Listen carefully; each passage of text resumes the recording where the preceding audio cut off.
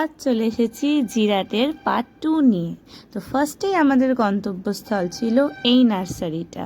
আর এই নার্সারিটা জিরাট এলে আমরা একবার অ্যাটলিস্ট ভিজিট করি। তো দেখতেই পাচ্ছ কত রকমের বিভিন্ন গাছ রয়েছে।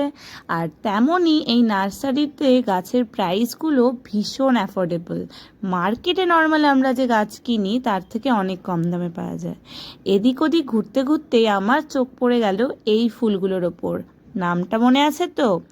এই ফুলগুলো শুধুমাত্র শীতকালেই আমাদের উপভোগ করা যায়, আর শীতটা চলে যাচ্ছে, আবার একটা গোটা বছর অপেক্ষা করতে হবে। তারপর চলে এসেছিলাম এই ইনডোর প্লান্টস আর ক্যাকটাসের জায়গাটায়। কি সুন্দর না, কি ভাইব্রেন্ট কালারের ক্যাকটাসগুলো। আমি কিন্তু এগুলো ফার্স্ট টাইম দেখলাম। তারপর আমরা চলে গেছিলাম আর একটা নার্সারিতে। এইটা হচ্ছে আমার বন্ধু যে লঙ্কা টেস্ট করছিল আমাদের জন্য। লঙ্কা গাছ কেনার আগে দেখতে হবে তো লঙ্কায় ঝাল আছে কিনা।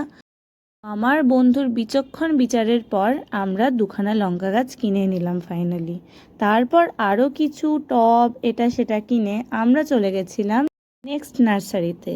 আর এখানে ছিল আমার তোমার সবার পছন্দের বিভিন্ন ধরনের গোলাপের ভ্যারাইটি।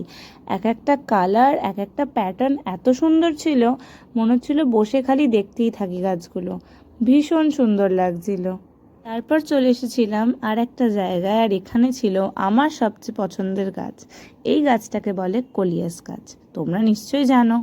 তারপর এই গাছগুলোর মধ্যে থেকে কোন গাছটা আমার সবচেয়ে ভালো লাগবে সেটা অনেকক্ষণ ধরে ভালো করে খুঁটিয়ে খুঁটিয়ে দেখছিলাম। ফাইনালি আমার পছন্দ হয়ে গেল দুটো গাছ, আর এই দুটো গাছ নিয়ে আমরা চলে গেলাম বাড়ির উদ্দেশ্যে। স্টেশনে বসে যা যা নিয়েছিলাম ভালো করে গুছিয়ে নিচ্ছিলাম, জিরাটের ট্রেনে খুব ভিড় হয়। এই যে স্টেশন, চললাম বাড়ি, টাটা।